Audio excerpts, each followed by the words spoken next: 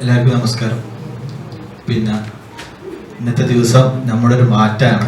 ഒരുപക്ഷെ ഈ മുന്നേ പറഞ്ഞ പോലെ ഒരു വർഷം അതില്ലെങ്കിൽ അതിൻ്റെ മുന്നേ ഇത് നമ്മൾ ചെയ്തിരുന്നെങ്കിൽ അന്ന് സംബന്ധിച്ചിടത്തോളം ഇന്നേറ്റ് കമ്പയർ ചെയ്യുമ്പോൾ ഒരു വർഷത്തെ മാറ്റമാണ് നമുക്ക് നഷ്ടപ്പെട്ടിരിക്കുന്നത്. എന്നോ നമ്മൾ അറ്റൻഡ് ചെയ്യേണ്ടതായിരുന്നു.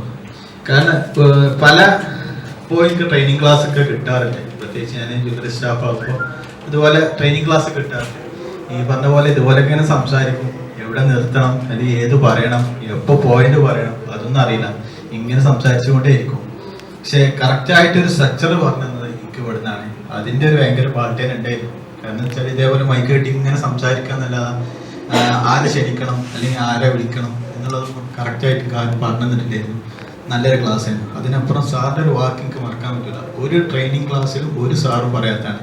കാരണം അവരൊരു ഫീസ് വാങ്ങും, ആ ഫീസിന് ഇതേപോലെ നമുക്ക് ഫുഡ് തരും, നമ്മളെ ചിരിപ്പിക്കാനും സന്തോഷിപ്പിക്കാനും കുറച്ച് തമാശകൾ പറയും, കുറച്ച് കളികൾ പറയും.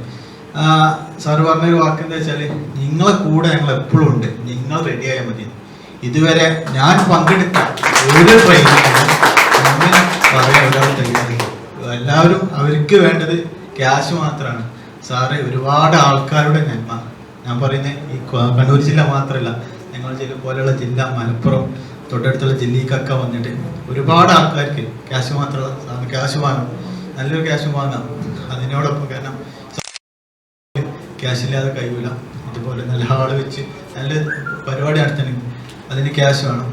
അതിനപ്പുറം ഇങ്ങനെ നല്ലൊരു ഒരുപാട് ആൾക്കാരെ നന്നാക്കി വളർത്തിയെടുക്കുക എന്നുള്ളൊരു നല്ല മനസ്സുണ്ടല്ലോ, അത് എല്ലാവർക്കും കിട്ടാത്തതാണ്.